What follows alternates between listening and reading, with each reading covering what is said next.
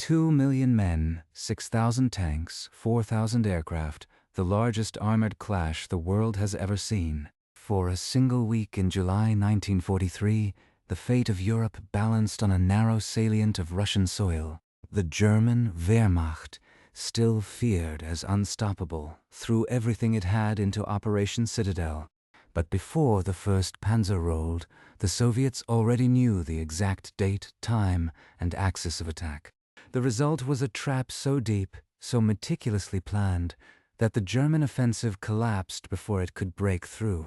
Tonight, we trace how the Eastern Front's last great hope died at Kursk and why the Wehrmacht never recovered. By the spring of 1943, the Nazi war machine was bleeding. Stalingrad had devoured an entire army. North Africa was lost. The Allies were preparing to storm southern Europe. But the German Wehrmacht on the Eastern Front still fielded 3 million men. Its panzer divisions remained the most feared armored force in the world. If they could strike one decisive blow, they might still force the Soviet Union to the negotiating table. The place they chose for that blow was a bulge in the front line around a small Russian city named Kursk. The Kursk salient poked 150 miles into German lines, and, to any military mind, it was an obvious target. Pinch it off from the north and south, and you could destroy 60 Soviet divisions in a single stroke. Hitler called the plan Operation Citadel and poured everything into it. 70% of the German armor on the Eastern Front, nearly 2,500 tanks and assault guns, including the brand-new Panther and the massive Ferdinand tank destroyer, weapons he was convinced would smash the Red Army to pieces. But what Hitler didn't know was that the Soviets had been reading his mail for months. A spy ring in Switzerland, British code breakers, and the Red Army's own intelligence had handed Stalin the exact date, time, and location of the attack weeks in advance. The Soviets turned the salient into the most heavily fortified killing ground in human history, with layer after layer of trenches, over 900,000 mines, and more than 20,000 artillery pieces buried in the earth, waiting. So the question that haunts military history is not whether the Germans lost at Kursk, but why they ever thought they could win. Tonight, we go inside the trap that broke the Wehrmacht forever, starting with the man who watched his entire plan collapse from the northern pincer. General Walter Model was not a man given to doubt. Short, stocky, with a monocle and a demeanor that could freeze a room, Model was Hitler's favorite firefighter. Wherever the Eastern Front threatened to collapse, Model was sent to shore it up. By the summer of 1943, he commanded the 9th Army on the northern shoulder of the Kursk salient. His orders were simple: smash through the Soviet lines, drive south toward the city of Kursk, and link up with the 4th Panzer Army pushing north from Belgorod. Encircle 500,000 Red Army soldiers. End the war in the East on German terms. On paper, it looked achievable. But as Model surveyed the terrain in late June, studying reconnaissance photos and intelligence reports, a cold unease settled in his gut. The Soviets were not behaving like a beaten enemy waiting to be surprised. They were digging in, reinforcing, laying minefields so dense they could be seen from the air. And they seemed to be waiting exactly where he intended to strike. To understand why Model's instincts were screaming at him, we have to rewind 6 months. In February 1943, the German 6th Army had surrendered at Stalingrad. It was the most catastrophic defeat the Wehrmacht had ever suffered. Nearly 300,000 men killed, wounded, or marched into captivity. The myth of German invincibility shattered in the frozen ruins of a city named for the Soviet dictator himself. But then, something unexpected happened. Field Marshal Erich von Manstein, perhaps the finest operational mind of the war, orchestrated a brilliant counterstroke. In the Third Battle of Kharkov, his panzers raced through the snow, cutting off and destroying 3 Soviet army groups. The Red Army's winter offensive was stopped cold. The front line stabilized. Suddenly, the Germans had regained their footing. For the first time since Stalingrad, a victory seemed possible. Manstein saw opportunity. The retreating Soviets had left a giant bulge in the line, a salient 150 miles wide and 100 miles deep, centered on the city of Kursk. The Germans held the northern base at Orel, the southern base at Belgorod. Manstein proposed an immediate pincer attack to pinch off the bulge before the Soviets could fortify it. If they struck in March or April, while the ground was still firm with frost, they could catch the Red Army disorganized and exhausted. Speed was everything. Hitler was intrigued, but he hesitated. He wanted new weapons: the Panther tank, the Ferdinand tank destroyer, the Tiger heavy tank, to guarantee victory. Guderian, the father of the Panzer Arm, objected. He later recalled a meeting that spring where he asked Hitler, "Is it really necessary to attack Kursk, and indeed in the east this year at all? Do you think anyone even knows where Kursk is?" Hitler replied, "I know. The thought of it turns my stomach." But he could not let go. The offensive was postponed from May to June, then to July. Each week of delay allowed the Soviets more time to prepare. The window was closing, and the men who would have to carry out the attack knew it. On the other side of the line, the Soviets were not guessing. As early as April, Stalin's intelligence services had obtained detailed foreknowledge of the German plan. A spy ring in Switzerland, known as the Lucy Ring, run by a Hungarian named Sandor Rado, had a source inside the German High Command. To this day, the identity of that source remains a mystery, but the information was devastatingly accurate. The code name was Citadel. The target was the Kursk salient. The date would be early July. British codebreakers at Bletchley Park had intercepted and decrypted German Enigma messages, adding further confirmation. The Red Army's own scouts, interrogating prisoners and probing the German lines, filled in the tactical details. By May, Stalin and his generals knew exactly what was coming. The question was not whether the Germans would attack, but how to meet them. The answer was devised by the two men who held Stalin's ear, Marshal Georgy Zhukov and Marshal Alexander Vasilevsky. Zhukov was a blunt, hard-driving commander who had never lost a major battle. Vasilevsky was the meticulous planner, the architect of the Red Army's grand strategy. Together, they proposed something unprecedented. Instead of launching their own offensive to preempt the Germans, they would let the enemy attack. They would absorb the blow, grind the panzers to pieces on layer after layer of fortified defenses, and then, when the German offensive had exhausted itself, they would unleash a massive counteroffensive that would roll the Wehrmacht all the way back to the Dnieper River. Stalin, who had a lifelong tendency to mistrust intelligence and demand constant offensives, was persuaded. For once, he agreed to a defensive strategy. The Soviets would dig, wait, and then strike.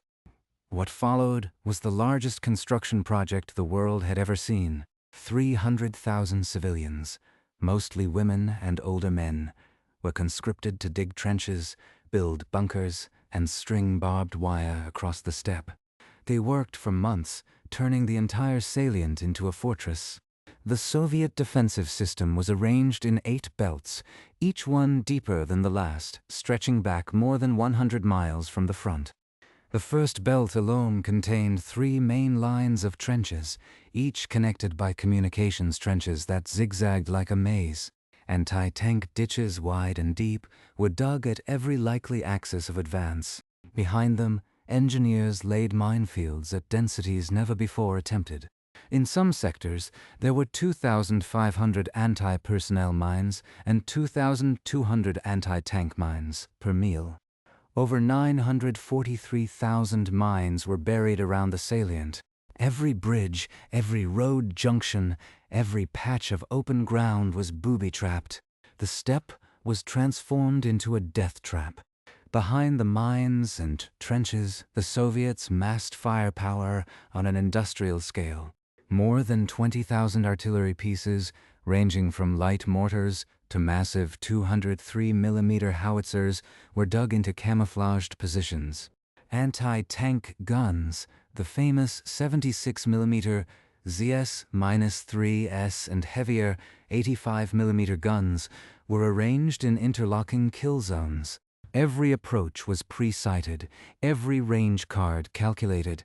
The Red Air Force amassed nearly 3,000 aircraft, a number that would grow with fresh deliveries from factories beyond the Urals. And the tanks. Over 3,600 T-34S, KV-1S, and new self-propelled guns were hidden in assembly areas, ready to counterattack the moment the German offensive stalled. Man and woman, young and old. The Soviet people poured everything into the salient. One veteran recalled seeing columns of women carrying heavy wooden logs for bunkers, their faces streaked with sweat and dirt, singing songs to keep their spirits up. They knew what was coming. They had lost their homes, their families, their villages to the advancing Germans. Kursk was their chance for revenge. As the weeks passed, the defenses grew stronger, the mine belts deeper, the artillery positions more numerous. The salient became a huge suction trap designed to pull the Wehrmacht in and bleed it dry. Back on the German side, the delays multiplied. The Panther tank, upon which Hitler had pinned so much hope, was rushed into production without adequate testing. When the first Panthers arrived at the front, their engines overheated, their final drives failed, and their fuel pumps leaked. Guderian, who had been appointed inspector of panzer troops, inspected the new machines and found them so unreliable that he doubted they could reach the battlefield under their own power. In one battalion, 2 Panthers caught fire simply while driving off the rail cars. The Ferdinand tank destroyer, a massive 90-ton beast with a long 88mm gun, lacked a hull machine gun. It was virtually defenseless against infantry at close quarters. The German tank commanders, veterans of Poland, France, and the early campaigns in Russia, looked at their new equipment with a mixture of pride and dread. They would have to close with the enemy, relying on armor and firepower, hoping the machines held together long enough to break through. Then there were the numbers. By the time the offensive was finally set to begin, the Germans had assembled roughly 777,000 men, 2,451 tanks and assault guns, and over 7,000 artillery pieces. It was the largest concentration of German armor on the Eastern Front in 1943, 70% of their total strength. Yet it was barely half as many men as the Soviets had in the direct path of the attack. The Red Army, not counting its deep reserves, had massed over 1,300,000 soldiers, more than 3,600 tanks, and 20,000 artillery pieces. For every German gun barrel, the Soviets had 3. For every German tank, nearly 2. The arithmetic was staggering, and it did not yet include the steppe front, an entire reserve army group of 5 additional armies held far behind the lines, waiting to deliver the counterblow. But the German commanders clung to their doctrine. The Blitzkrieg had always succeeded before. Speed, shock, and the superior skill of the panzer crews had smashed every enemy they had ever faced. Poland fell in weeks, France in 6. In 1941, the German armies had stood at the gates of Moscow. Even Stalingrad, they told themselves, was a fluke, a quagmire that could have been avoided. At Kursk, they would return to the mobile warfare they understood. They would slice through the Soviet defenses before the Red Army could react. They would show the world that the Wehrmacht remained unstoppable. This belief in their own invincibility, a belief increasingly divorced from reality, would drive them forward into the minefields and the waiting guns. On the evening of July 4, 1943, a tense silence settled over the Kursk salient. The sun set over the endless steppe, staining the sky in shades of orange and deep purple. The wheat fields, tall and golden, rippled in the warm summer breeze. It was almost beautiful, but just behind the front, German soldiers were writing final letters home, sharpening bayonets, and checking their ammunition. In the 9th Army's sector under Model, Infantry units crept forward under cover of darkness to clear lanes through the first belts of mines, a task that had to be done before the main attack could begin at dawn. The pioneers worked in deadly silence, their hands shaking as they probed for the telltale pressure plates. Here and there, a muffled explosion and a scream signaled that a mine had claimed another victim. The survivors kept working. They had to. The schedule demanded it. At 3:30 in the morning, the German artillery erupted. Thousands of guns, mortars, and rocket launchers opened fire in a rolling bombardment designed to stun the Soviet defenders and destroy their forward positions. The sky to the west turned white with continuous flashes, and the ground shook as if the steppe itself was trying to swallow the armies whole.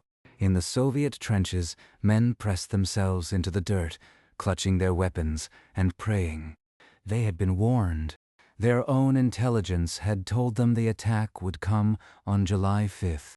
So, as the German shells began to fall, the Red Army's guns, hidden and pre-registered, responded before the German infantry could even leave their start lines. At precisely 4:30 in the morning, the Soviet counter-bombardment began. 20,000 artillery pieces and rocket launchers fired simultaneously, turning the German assembly areas into a sea of fire. Columns of panzers were caught in the open. Infantry battalions were shattered before they could advance. Ammunition dumps detonated in giant fireballs that could be seen for miles. The German offensive had barely started, and already it was starting to unravel. But the worst was yet to come.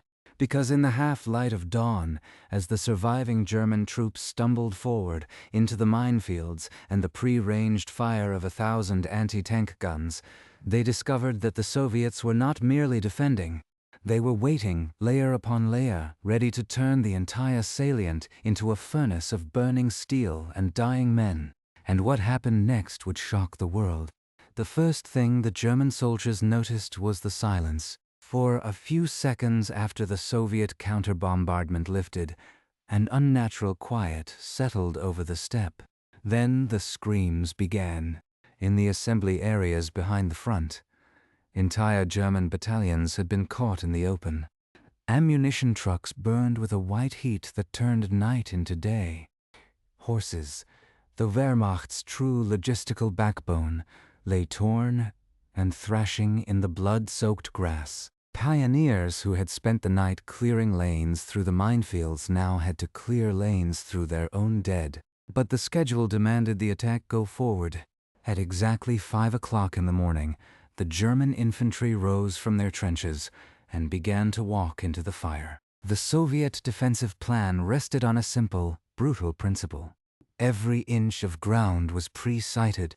Every trench, every gully, every patch of open wheat field had been plotted on a firing chart.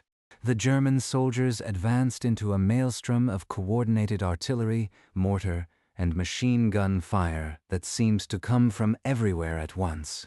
One German corporal later wrote that it was like walking into a wall of red-hot needles. His company lost half its men before they had crossed their own start line. The survivors pressed forward only because the alternative was to be shot by their own officers. The first belt of Soviet defenses sat less than 3 miles from the German front line, but to reach it, the infantry had to cross a minefield so thick that engineers had given up trying to clear it entirely. Instead, the men walked single file behind the pioneers who probed with bayonets. When a man stepped on a mine, the column simply stepped around what was left. By mid-morning, the approaches to the first Soviet trench line were littered with bodies and the wreckage of assault guns that had tried to follow the infantry through uncleared paths and had been blown apart. In Model's northern sector, the 9th Army had massed 500 tanks and assault guns for the breakthrough. Among them were the new Ferdinand tank destroyers, massive 90-ton machines armed with an 88mm gun that could kill any Soviet tank at 2,000 meters. Model himself had inspected the Ferdinands before the attack. He had been impressed by their frontal armor, which was nearly 8 inches thick. What he had not been told, or had chosen to ignore, was that the Ferdinands had no hull machine guns. They were supremely powerful against tanks at long range, but utterly defenseless against infantry who got close. And on this morning the Soviet infantry were very close indeed. As the Ferdinands lumbered forward at walking speed, Red Army soldiers lay hidden in the tall wheat, waiting until the massive machines had passed, then rising to attack them from behind with satchel charges, Molotov cocktails, and anti-tank grenades. The Ferdinands that fell behind or broke down, and many did, their complex electric drive systems overheating in the July sun, became steel coffins. Their crews burned alive inside them, unable to escape through the single inadequate hatch. By nightfall of the first day, more than a third of Model's Ferdinands were destroyed or abandoned, and the German infantry had advanced barely 4 miles. The northern pincer was already dying, but in the south the situation was different. The 4th Panzer Army, under the command of General Hermann Hoth, had been given the main blow, and Hoth had concentrated his armor in a dense phalanx led by the Taken SS Panzer Corps. This was the elite of the Waffen-SS, the Leibstandarte, Adolf Hitler, the Das Reich, and the Totenkopf divisions, commanded by men who had fought together since the invasion of France. They were motivated, experienced, and armed with the best tanks the Reich could provide, including 102 Tiger heavy tanks and the first Panthers to reach the front. Hoth intended to use them like a battering ram, smashing through the Soviet defenses and driving straight for Kursk. The terrain in the south was more open, with rolling hills and wide fields of sunflowers and wheat perfect for armored warfare. On the first day, the SS divisions made progress. The Tigers led the way, their frontal armor proof against the Soviet 76mm anti-tank guns. T-34s that tried to engage them at long range were destroyed before they could close to effective range. By evening, the southern pincer had advanced 15 miles, piercing the first 2 belts of Soviet defenses. For the first time since the offensive began, the German High Command allowed itself a flicker of hope. But the Soviets had planned for this.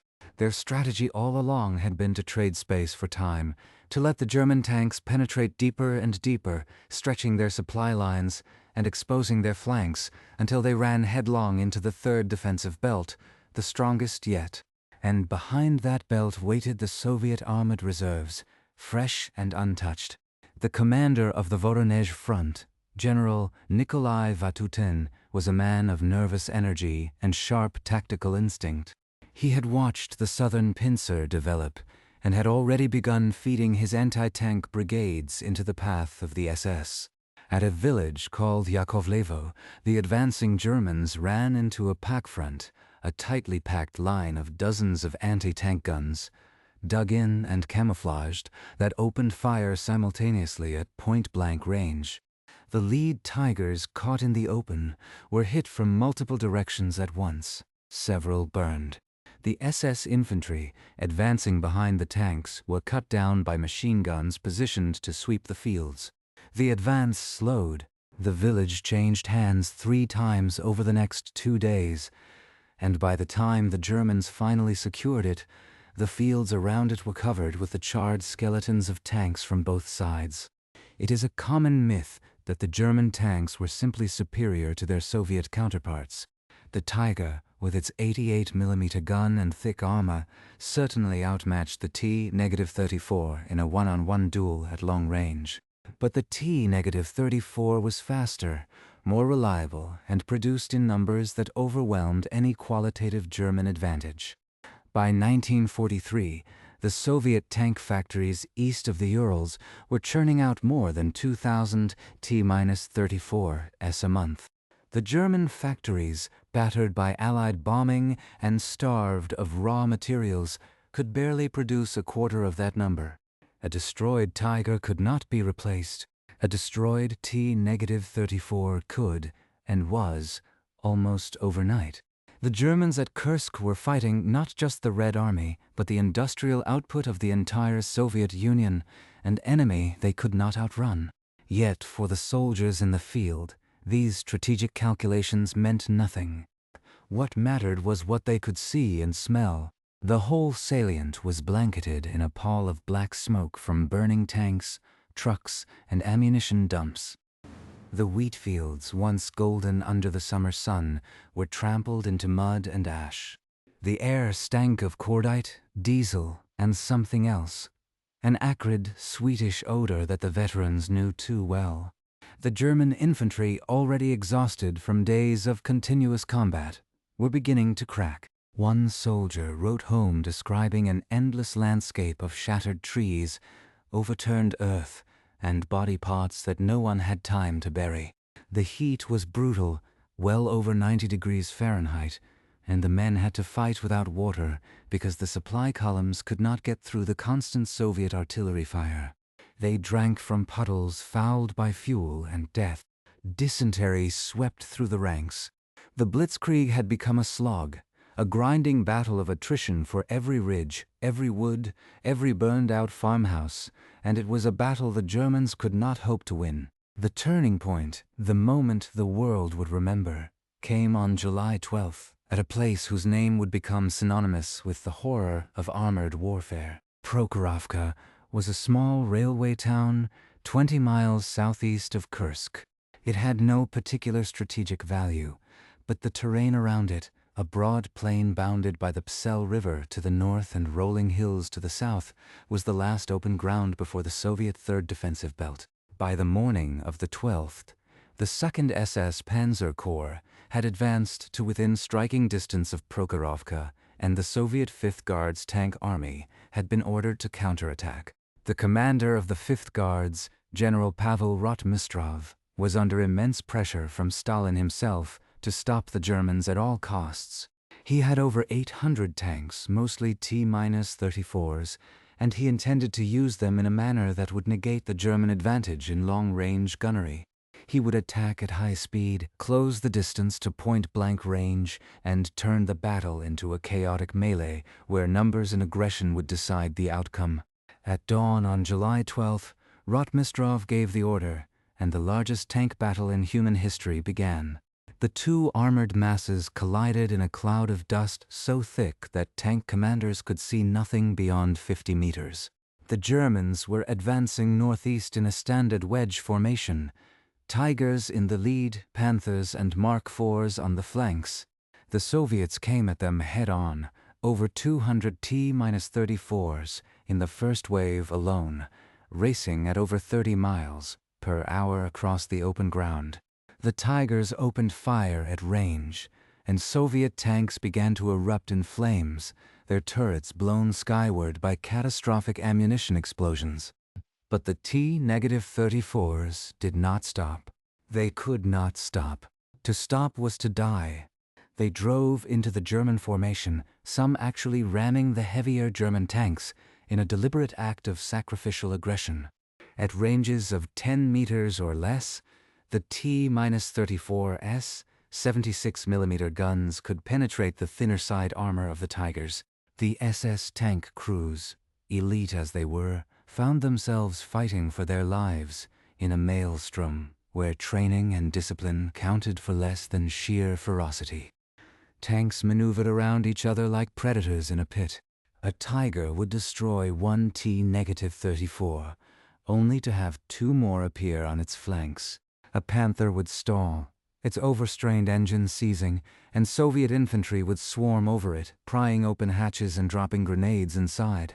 The entire field became a checkerboard of burning hulks, over 700 tanks from both sides, smashed and smoldering in the summer heat. The noise was indescribable, a continuous roar of engines, explosions, and the high-pitched shriek of armor being torn apart by high-velocity shells.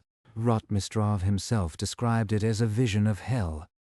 The tankers who survived would never forget the sight of their comrades climbing out of burning hatches, their clothes on fire, only to be cut down by machine gun fire or crushed under the tracks of the next wave.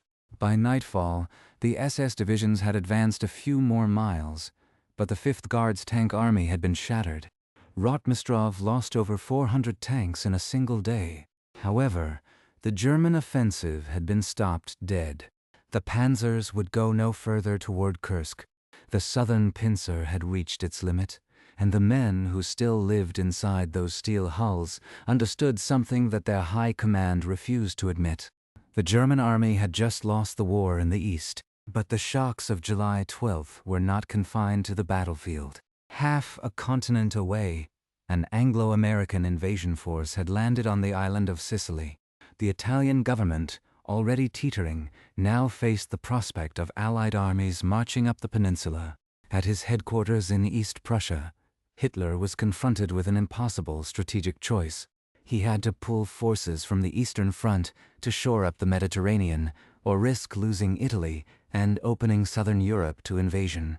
On the evening of July 13th, less than 24 hours after the slaughter at Prokhorovka, Hitler summoned his field marshals and gave the order. Operation Citadel was cancelled. The divisions that had bled so copiously for the salient were to be pulled out and transferred west. Erich von Manstein, the architect of the offensive, argued furiously. He believed that the Soviets were just as exhausted as the Germans and that one more push would break them. He was overruled. The offensive was dead, and with it died the last great hope of the German army on the Eastern Front. But for the ordinary German soldier huddled in a foxhole on the steppe, the grand strategic decisions mattered less than the immediate reality. And that reality was that the Soviet army was not exhausted. It was not broken. In fact, it was only now beginning to show its true strength. Because hidden behind the lines, 5 entire armies of the steppe front, over 500,000 fresh troops and more than 1,500 tanks, had not yet fired a single shot. They had been waiting, preserved for the precise moment when the German offensive stumbled to its fatal halt. And as the last panzers pulled back from the smoldering ruins of Prokhorovka, Marshal Zhukov gave the signal. The sword was about to fall. The signal was a single code word transmitted from Zhukov's headquarters in the pre-dawn darkness of July 12th. Steel. Within minutes, the sky to the east of the salient lit up, as if the sun had risen early. It was not the sun. It was the muzzle flashes of more than 5,000 Soviet artillery pieces, all firing at once on the German positions around the city of Orel, 120 miles north of Prokhorovka. Operation Kutuzov had begun. While the world's attention was fixed on the armored slaughter at Prokhorovka, the Red Army had launched a second, equally massive offensive aimed at the German Ninth Army's base of operations. The Soviets had been holding 5 fresh armies in reserve, over 500,000 men, 1,500 tanks, and thousands of aircraft, all of them untouched by the week of defensive fighting. They had been waiting for the precise moment when the German forces were too exhausted, too depleted, and too deeply committed to the Kursk salient to mount a coherent defense elsewhere. That moment had arrived. General Model, the man who had doubted the offensive from the start, now faced a nightmare on 2 fronts. His Ninth Army had already lost nearly 20,000 men and hundreds of tanks trying to break through the Soviet defenses north of Kursk. Now, from behind his own lines, a new Soviet tidal wave was crashing down on the German-held Orel salient. The Soviet plan was deceptively simple but brutally effective. While Model's best divisions were still tangled in the minefields and trenches around the northern shoulder of Kursk, the Red Army would smash through the weaker German infantry divisions, guarding the rear and flanks of the Orel bulge itself. If successful, they would encircle the entire Ninth Army, trapping it in a pocket from which there could be no escape. Model, a master of defensive warfare, immediately saw the danger. He began pulling his best panzer divisions out of the Kursk offensive and rushing them north to shore up the collapsing line. But they could not move fast enough. The roads were choked with wounded, with refugees, with the wreckage of a month of desperate fighting. Soviet aircraft, now operating with near-total air superiority, strafed and bombed the columns without mercy. The panzer divisions that had been meant to deliver the knockout blow at Kursk were instead being fed piecemeal into a defensive battle they had no hope of winning.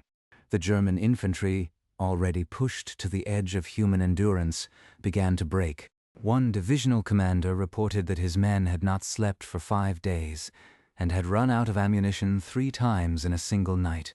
Entire battalions simply disappeared, their fate unknown until weeks later when a few ragged survivors emerged from the forests, hollow-eyed and mute with shock. The Soviets advanced through towns whose names would become gravestones for German divisions: Bolkov, Kotinets, Karachev. In each, the scene was the same: burned-out trucks, abandoned artillery pieces, and the shallow mass graves that the retreating Germans had no time to dig properly. The smell of rotting flesh hung over the entire region, drawing clouds of flies so thick that soldiers had to eat with one hand while waving the other. For the first time in the war on the Eastern Front, German soldiers were retreating not as a temporary tactical withdrawal, but as a rout. The line that had held back the Red Army for 2 years was crumbling, and every man at the front knew it. But here is the thing that makes the Battle of Kursk truly staggering. The Soviet offensive in the north, Operation Kutuzov, was not even the main blow. It was a secondary operation designed to pin Model's forces and to prevent them from reinforcing the south. The real hammerstroke was still being prepared, and it would fall on August 3rd, 3 weeks after the slaughter at Prokhorovka against the German 4th Panzer Army and its exhausted SS divisions. Operation Rumyantsev was the Soviet plan to liberate the city of Kharkov, the 4th largest city in the Soviet Union and the industrial heart of eastern Ukraine. Kharkov had changed hands 4 times during the war, and its recapture would be a symbol of the Red Army's transformation from a battered survivor into an unstoppable juggernaut. The offensive was launched on a front of 70 miles, with an artillery barrage that dwarfed even the one that had opened Operation Citadel. 1 million shells fell on the German positions in the first hour alone. When the guns lifted, the Soviet infantry advanced behind a rolling barrage that moved forward in precise 50-meter increments, a technique the Red Army had learned at terrible cost in earlier battles and had now perfected. The German survivors described it as walking through a curtain of fire that never seemed to end. Entire companies were vaporized, their positions simply ceasing to exist. Those who were not killed outright were left deafened, disoriented, and utterly incapable of organized resistance. The SS divisions, the elite warriors who had broken through the Soviet lines at Kursk and fought to a standstill at Prokhorovka, were now a shadow of their former strength. The Leibstandarte had lost most of its tanks. Das Reich had been reduced to a single understrength regiment. Totenkopf, whose very name meant death's head, had been bled white by continuous combat and was pulled out of the line to refit. The men who remained were hollow-cheeked, lice-ridden, and haunted by the faces of comrades they would never see again. Yet they fought on, not out of belief in victory, but because the alternative was to be shot by their own officers or captured by a vengeful enemy. The front line became a series of desperate last stands, each one ending the same way: a village reduced to rubble, a handful of survivors falling back a few more miles, and the Soviet juggernaut rolling relentlessly forward. On August 23rd, Kharkov fell for the final time.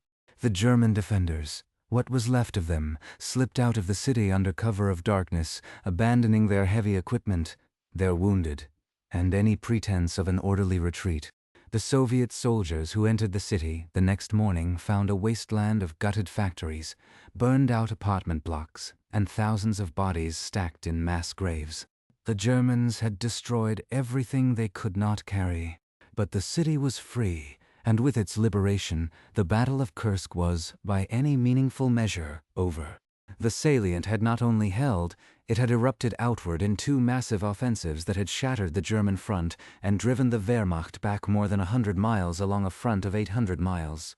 The losses were staggering and irrevocable. In the span of 2 months, the German army on the Eastern Front lost an estimated 170,000 men killed, wounded, or missing. What was worse, they lost over 1,200 tanks and assault guns, including nearly all of their Tiger heavy tanks and most of the new Panthers and Ferdinands. These were machines that could not be replaced. The factories that built them were being bombed into rubble by Allied air raids.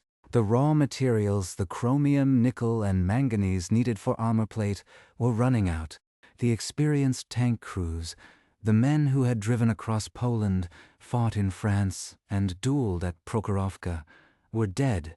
The German panzer arm, once the terror of Europe, had been broken beyond repair. The Soviet losses were, in raw numbers, even higher. Estimates range up to 800,000 casualties and over 6,000 tanks and assault guns destroyed. But the arithmetic of industrial warfare favored the Soviet Union with crushing inexorability. The tank factories in Chelyabinsk, Nizhny Tagil, and Omsk, built with American machine tools and fueled by Soviet determination, were pouring out T-34 as faster than the Germans could destroy them. In 1943 alone, the Soviet Union produced over 23,000 tanks and self-propelled guns. The Germans managed barely 6,000. For every 3 Soviet tanks knocked out, 5 new ones rolled off the assembly line. The Germans could not win a war of attrition against an enemy who seemed to have an infinite supply of men and machines. And the men on the German side knew it. Letters home from the front, intercepted by censors, began to reflect a grim new mood. One soldier wrote, "We are no longer fighting to win. We are fighting to avoid being annihilated." Another, a junior officer, who had survived Prokhorovka, wrote, "I have seen the best of our army die in these fields, and for what? So we can retreat another 100 miles. The war is lost. We all know it. No one dares say it aloud." The psychological impact of Kursk rippled through the entire German military. Field Marshal von Manstein, the strategic genius who had planned and commanded the southern offensive, was devastated by its failure. In his memoirs, he would later write, "It was the last attempt to preserve our initiative in the East. With its failure, the initiative finally passed to the Soviet side.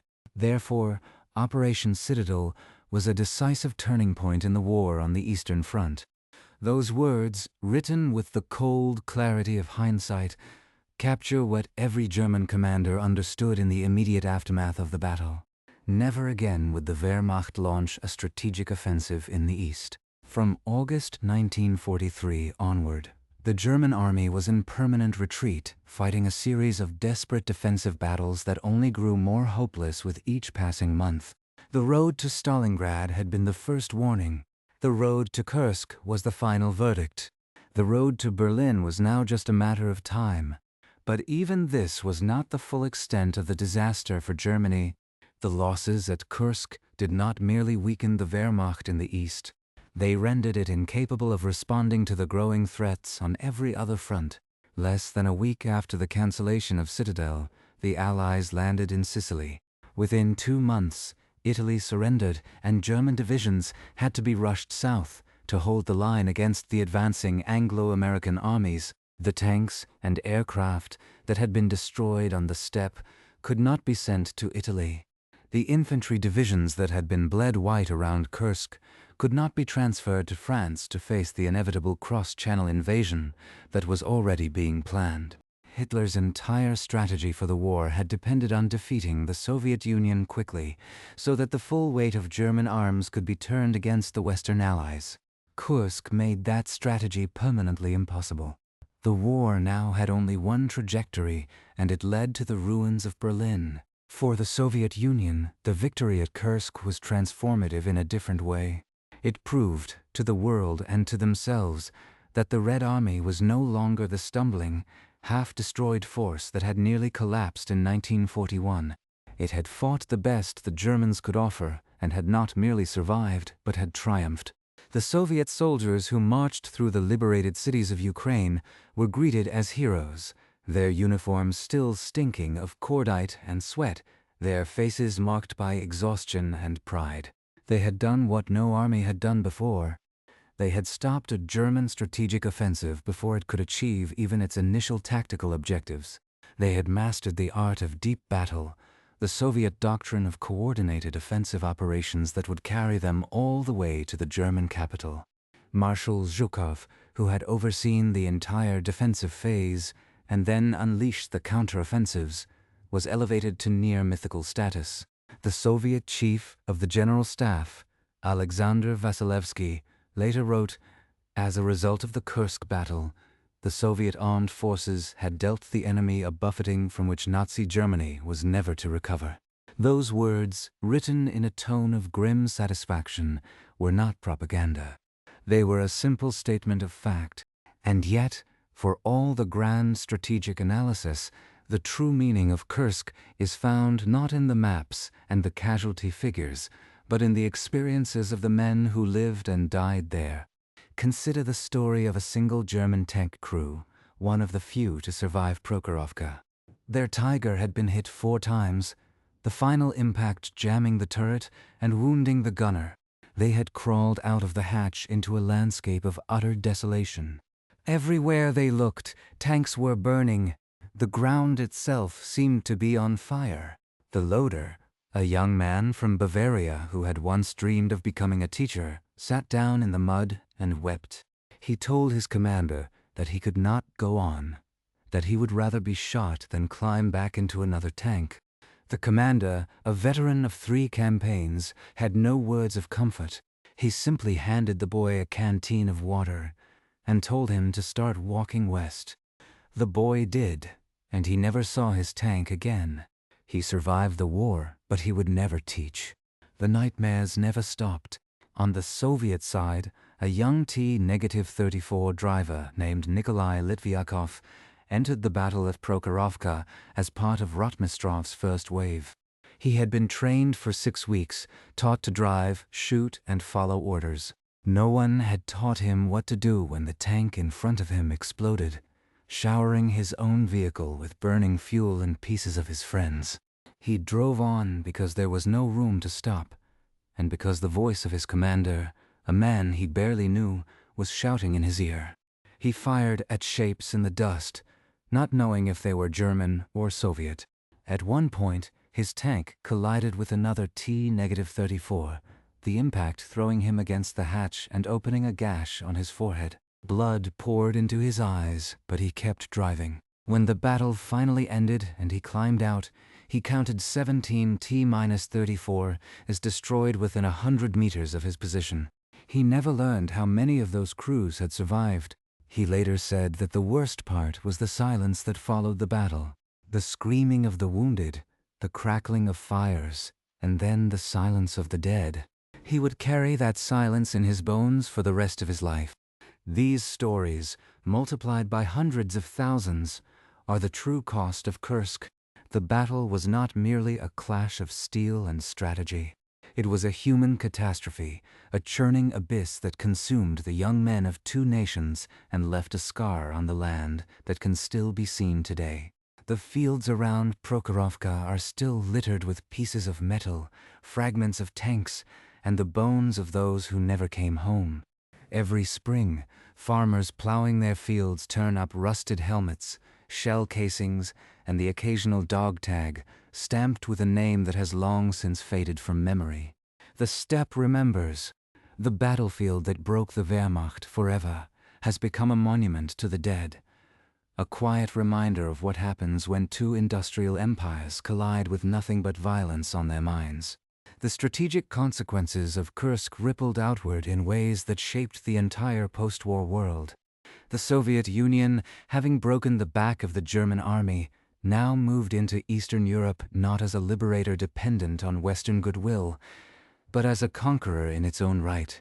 The Red Army's advance in the wake of Kursk carried it through Ukraine, Belarus, and eventually into the heart of Germany itself. The territories it occupied would become the Soviet satellite states of the Cold War, a buffer zone carved out of the blood of the Eastern Front.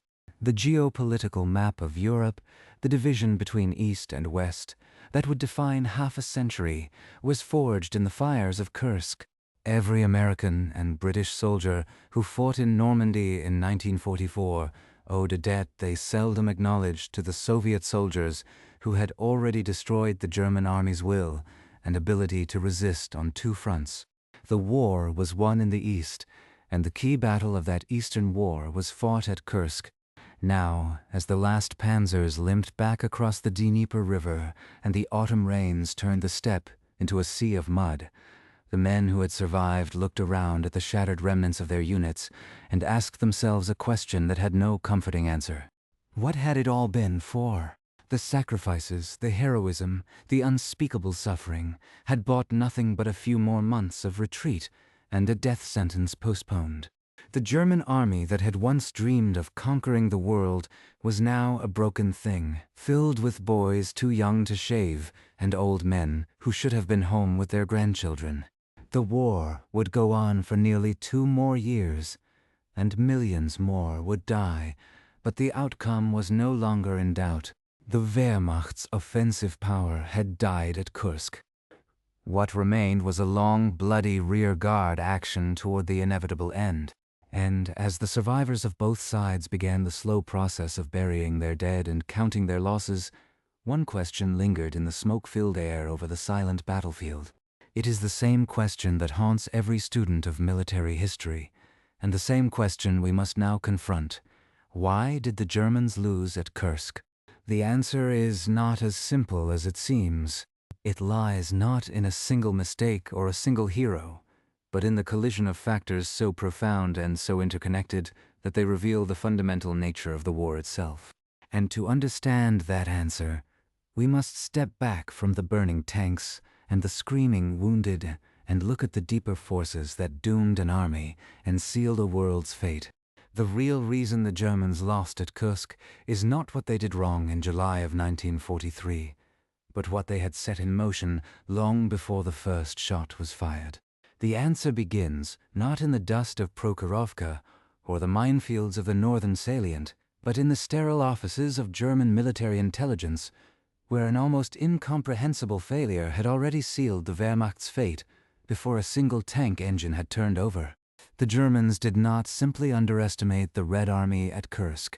They fought the battle in a fog of ignorance so profound that it borders on the surreal. Eastern Intelligence Branch, known as Fremde Heer Ost, was responsible for assessing Soviet strength and intentions. Its chief, General Reinhard Gehlen, was considered a master of his craft. Yet, in the months leading up to Citadel, Gehlen's organization produced estimates that were not merely wrong, they were catastrophically, fatally, and almost willfully inverted. German intelligence assessed that the Soviets had about 1,500 tanks defending the salient. The real number was more than 5,000. It estimated Soviet manpower in the region at roughly 600,000. The actual total exceeded 1.3 million. It reported that the Soviet command was preparing defensive positions of conventional depth, dismissing reports of the massive trench systems and mine belts as exaggerations. And it completely, utterly, and irrevocably failed to detect the presence of the steppe front, an entire reserve army group of 500,000 men and 1,500 tanks that was held back specifically to deliver the counterblow. How could such a fundamental intelligence failure occur? Part of the answer lies in the astonishing success of Soviet deception, a campaign of strategic maskirovka, so elaborate that it effectively blinded the German high command. Entire tank armies moved only at night, under strict radio silence, their tracks covered to conceal their direction of travel. Fake airfields with dummy aircraft were constructed to draw German reconnaissance. False radio nets broadcast fictitious orders. The steady stream of disinformation convinced Gehlen's analysts that the main Soviet strength lay elsewhere, that the Kursk salient was only modestly defended. By the time German ground reconnaissance began to encounter the real defenses, it was too late to alter the plan. The Allied invasion of Sicily on July 10th was not the reason Citadel was cancelled. It was the excuse. The offensive had already failed on its own terms. But intelligence failure alone did not doom the German offensive. The deeper answer lies in the fundamental nature of the two war machines that collided at Kursk.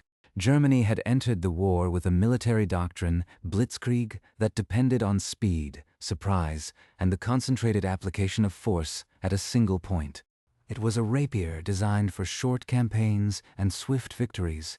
At Kursk, that rapier was thrust directly into a stone wall that extended for more than 100 miles in every direction.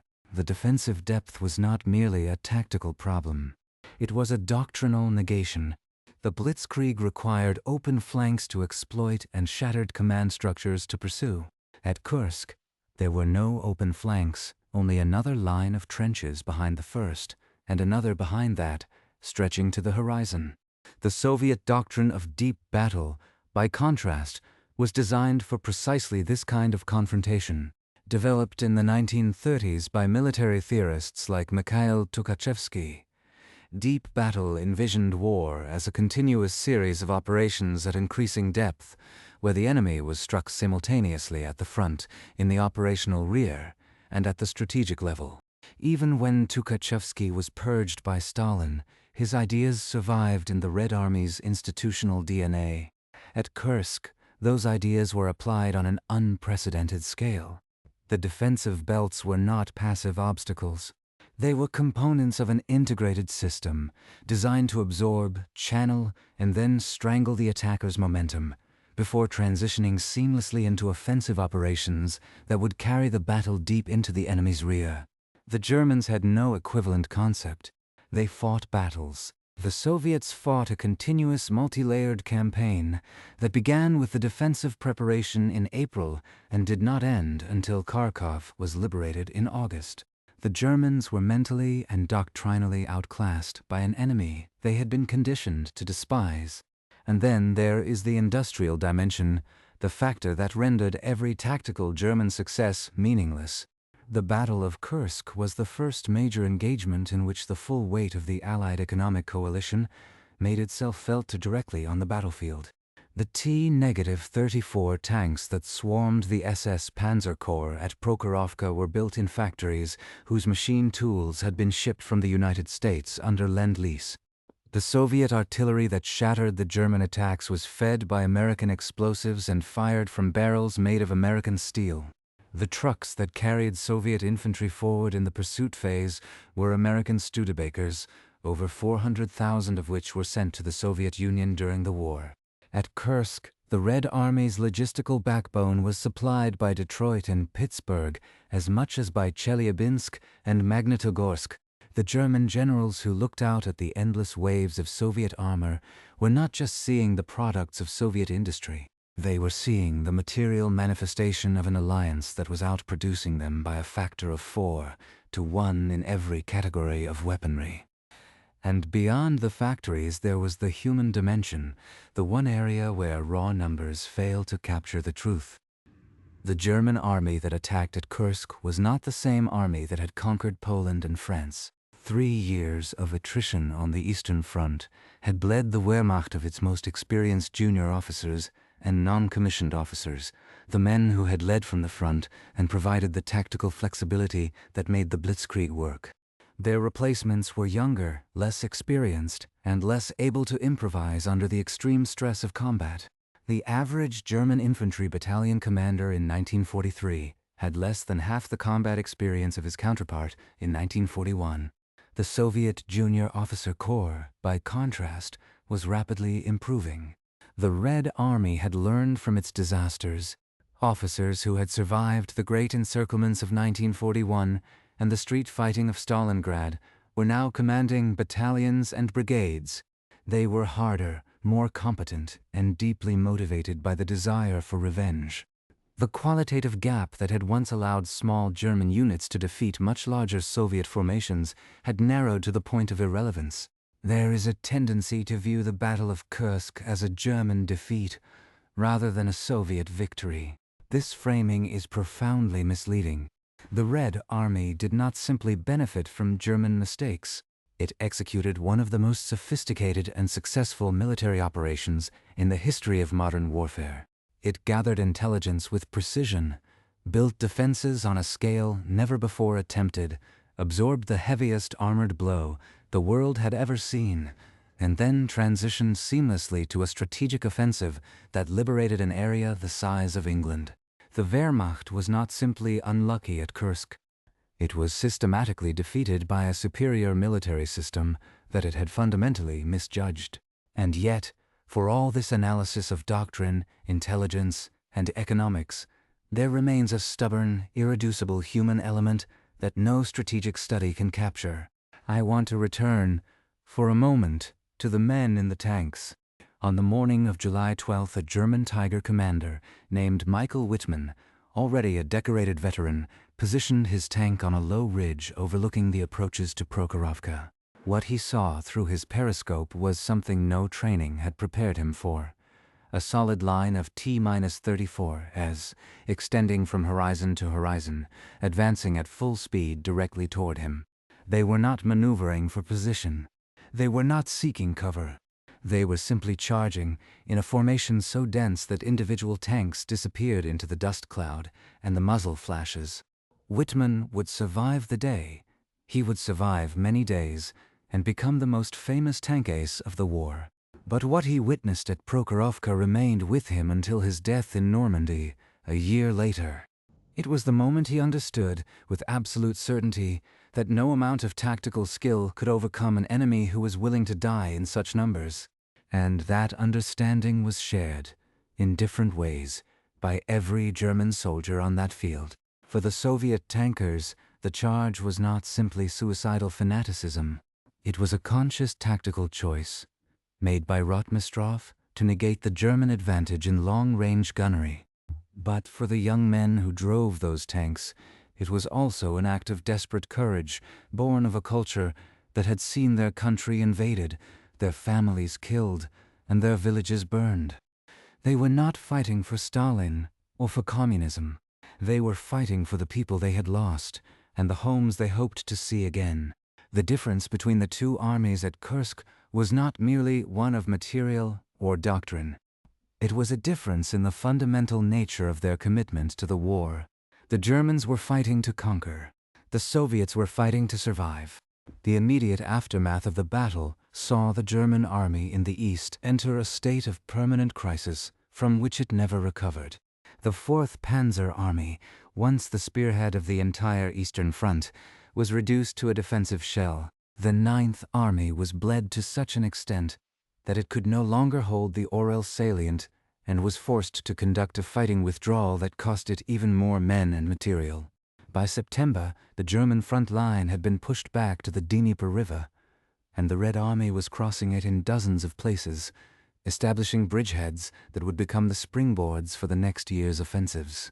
The strategic initiative was now entirely in Soviet hands.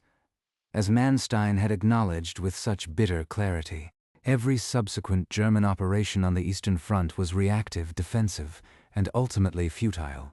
The human cost of the battle continues to defy easy comprehension. The German cemetery at Kursk contains the remains of more than 17,000 soldiers, but this represents only a fraction of the total dead. Tens of thousands more were buried in mass graves that have never been properly marked. On the Soviet side, the dead are counted in the hundreds of thousands. The memorial at Prokhorovka, with its towering bell tower and eternal flame, is a place of pilgrimage for families who still do not know where their loved ones fell. The ground itself yields up its dead every spring, bones and helmets and rusted weapons pushed to the surface by the frost. It is a landscape that has consumed the grief of an entire nation. The memories of the veterans, those who survived, are the most fragile of all. In the years after the war, they tried to speak, to write, to paint what they had seen. But the experience of Kursk, like that of Stalingrad, the Somme, or Gettysburg, resists translation into language. The sheer sensory overload, the noise that could not be described, the smell that could not be forgotten, the faces of the dying that returned in dreams for decades, all of it combined into a trauma that scarred an entire generation. And as the last veterans pass away, the living memory of what happened on that steppe fades with them. What remains are the numbers, the documents, the black and white photographs of burned-out tanks and hollow-eyed prisoners. These are the cold artifacts of history, and they can only approximate the truth. But there is one final twist in the story of Kursk, a detail so strange and so little known that it forces us to reconsider everything we thought we understood. The greatest intelligence coup of the entire war, the Lucy spy ring that provided Stalin with the plans for Citadel, remains a mystery. The ring's most valuable source, code-named Werther, fed accurate information about German intentions directly from the High Command to Soviet intelligence via Switzerland. The identity of Werther has never been definitively established. Some historians believe it was a group of anti-Nazi officers within the German General Staff. Others suspect the British Secret Intelligence Service, which had access to ultra-decrypts, was feeding information to the Soviets in a way that disguised its source. A few have even proposed that Werther was Martin Bormann, Hitler's private secretary, or one of his close associates. None of these theories has been proven. The files remain classified, the participants are dead, and the truth is buried under decades of Cold War secrecy. The most consequential intelligence leak in the history of warfare happened, and we still do not know who was responsible. This is not merely a historical curiosity. It is a reminder that the forces that shape wars are often invisible, even to the participants. The German generals who attacked at Kursk blamed their failure on Hitler's interference, on Allied landings in Sicily, on the mud, on the mechanical failures of the new tanks, on anything except the possibility that their enemy had simply outplanned them. They could not admit, even to themselves, that they had been beaten by a superior intelligence operation, a superior strategy, and a superior industrial machine. The myth of the betrayed German army, stabbed in the back by political incompetence, was born at Kursk and carried through the post-war memoirs that shaped Western understanding of the Eastern Front for half a century. That myth has now been thoroughly debunked. The Germans lost at Kursk because they were outmatched in every dimension of modern warfare. The credit belongs not to their mistakes, but to the skill, sacrifice, and sheer resilience of the Red Army. As the autumn of 1943 settled over the steppe, the fields where so many had died were plowed and planted again. The peasants returned to villages that had been reduced to ash, rebuilt their homes from salvaged timber, and began the slow process of reclaiming a life from the wreckage. The war moved west, its thunder fading into the distance. But the scar that Kursk left on the land and on the soul of two nations never fully healed.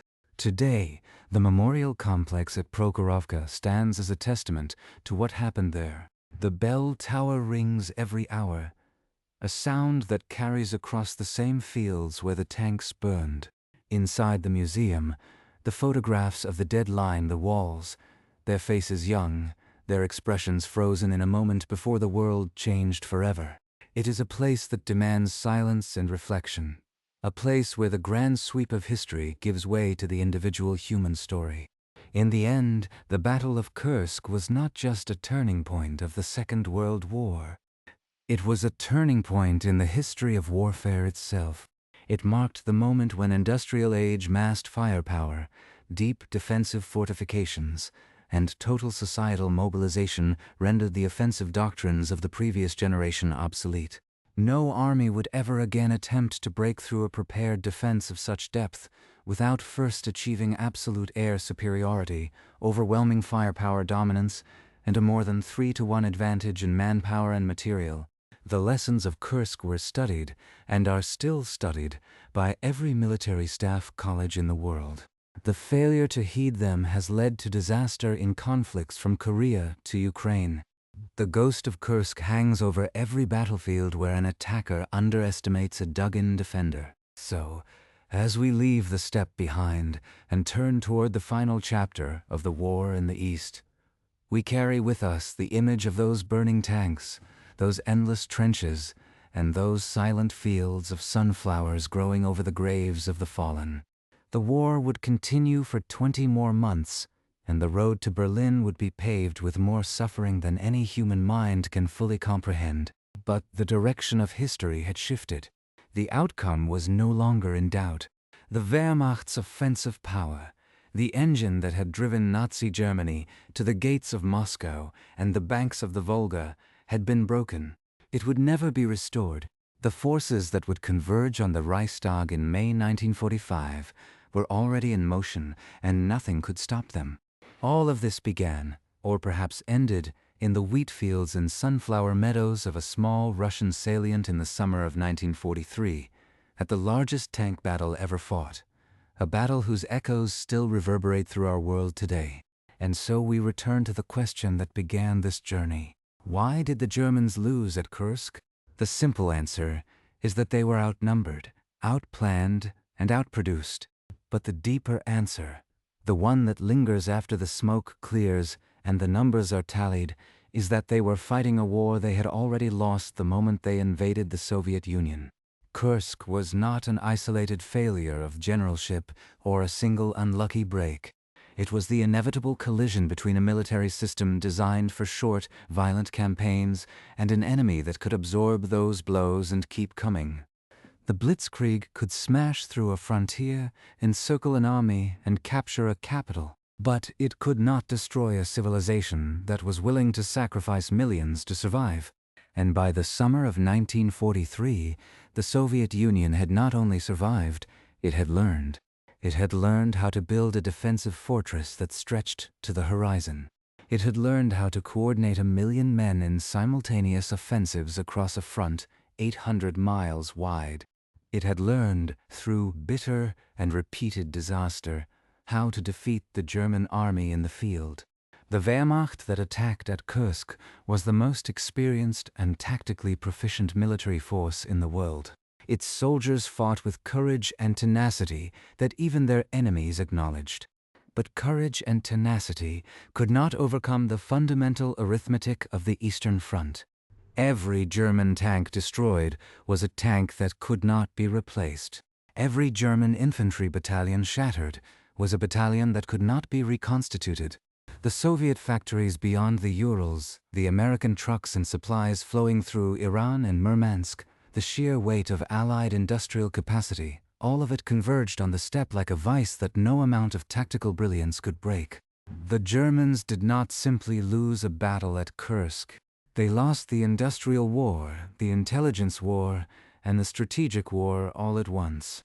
And yet, for all the grand forces of history that converged on that salient, it is the individual stories that remain.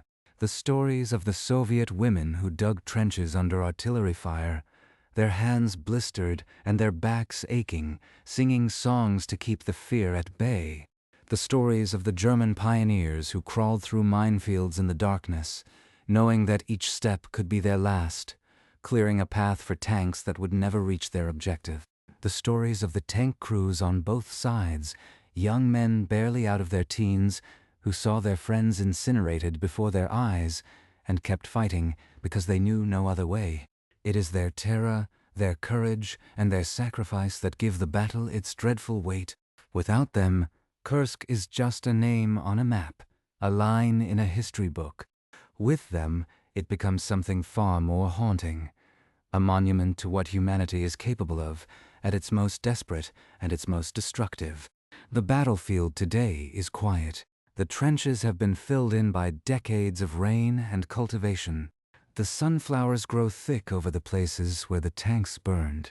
In the village of Prokhorovka, the memorial bell tower rises above the fields, and the museum houses the remnants of that cataclysm: rusted helmets, shattered tank tracks, letters home that were never sent.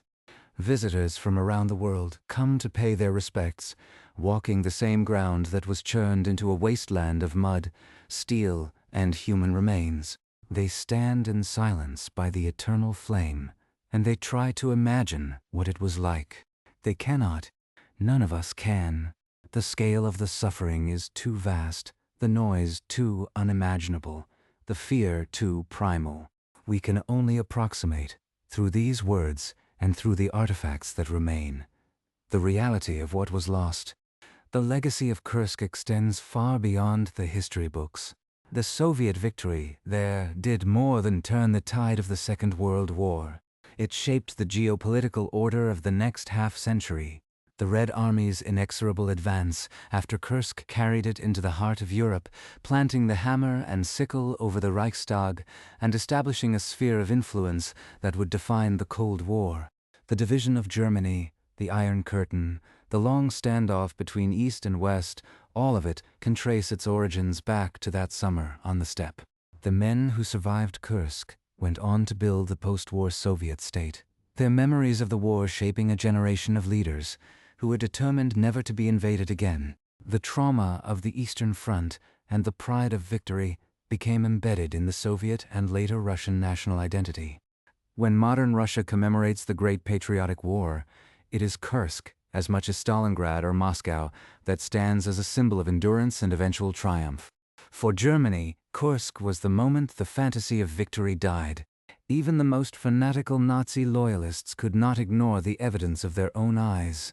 The panzer divisions, the elite formations that Hitler had treated as his personal instruments of destiny, had been shattered.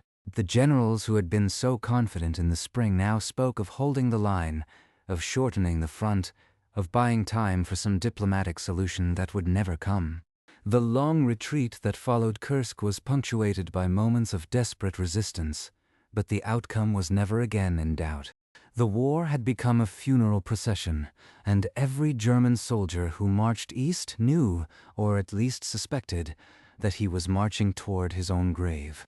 In the decades since, historians have debated the significance of Kursk with the intensity that only such a cataclysmic event can provoke. Some argue that Stalingrad was the true turning point, the psychological rupture that tore the aura of invincibility from the Wehrmacht. Others contend that the Allied landings in Normandy were the decisive stroke, opening the second front that made Germany's defeat inevitable.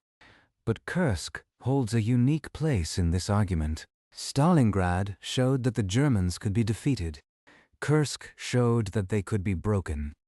It was the last time the German army in the East would possess the strategic initiative, and the last time it would come close to dictating the terms of battle. After Kursk, the Wehrmacht was a reactive force responding to Soviet thrusts, always a step behind, always losing ground it could never reclaim. The psychological weight of that shift cannot be overstated. The German soldier who had once believed in the inevitability of victory now looked at the horizon and saw only the next retreat, the next destroyed city, the next letter home telling his family that he would not be coming back. But history is not merely a record of what happened. It is also a warning. The Battle of Kursk stands as a reminder of the catastrophic consequences that follow when a regime built on aggression and delusion attempts to reshape the world by force.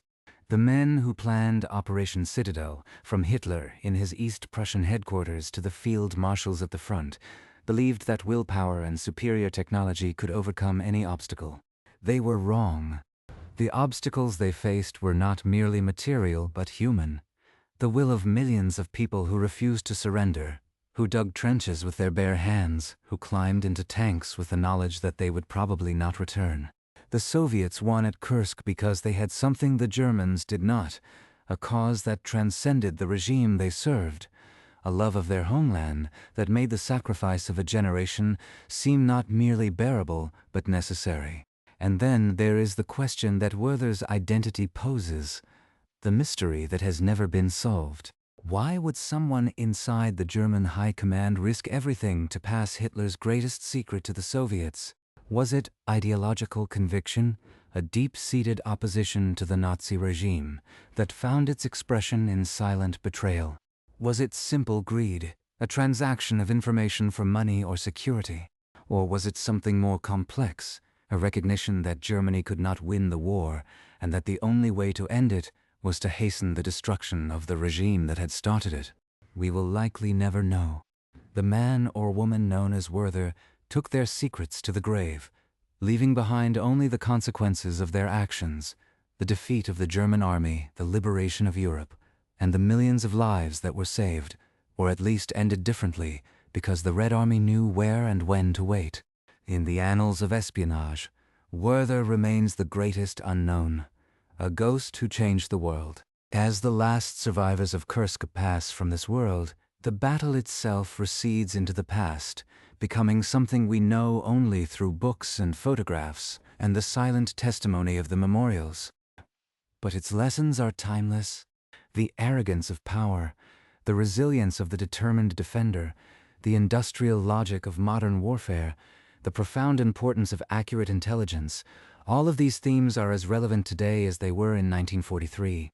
Every time a military planner draws up an offensive, the ghost of Kursk is there, asking the same questions.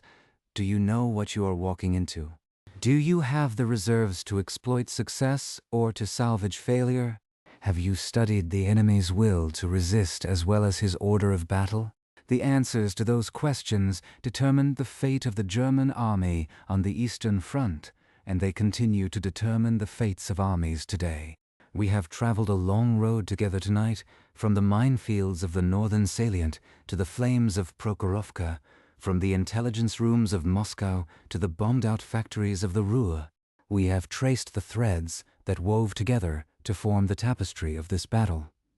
A tapestry of courage and horror, of blunder and brilliance, of life and death, on a scale that still defies comprehension. The Battle of Kursk, for all its grand strategic importance, was ultimately the sum of millions of individual decisions, each one made in a moment of fear, duty, desperation, or hope. It is those moments, those human fragments, that we carry with us as we leave the battlefield behind and return to the quiet of our own rooms. The tanks are silent now. The guns have long since rusted away, but the memory of what happened on that step remains, a flickering candle in the vast darkness of history. Now, as the night deepens and sleep draws near, I want to thank you for taking this journey with me.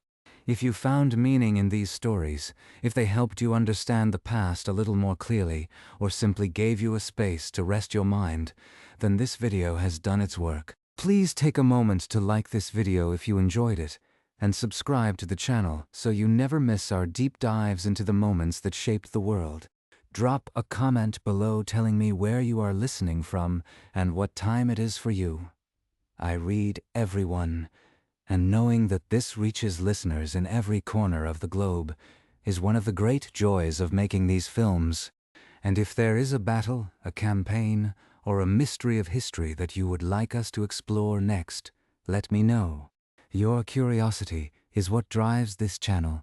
As you settle into your blankets and feel the weight of the day lift from your shoulders, let your thoughts drift one last time to the sunflower fields of Kursk. The summer breeze moves through the golden petals, and beneath the soil, the scars of the war are slowly healing. The earth is peaceful now. The soldiers, whatever uniform they wore, have gone to their rest. And we, the living, are left with the echoes of their sacrifice, echoes that remind us of the cost of war and the preciousness of peace. Sleep well. Good night.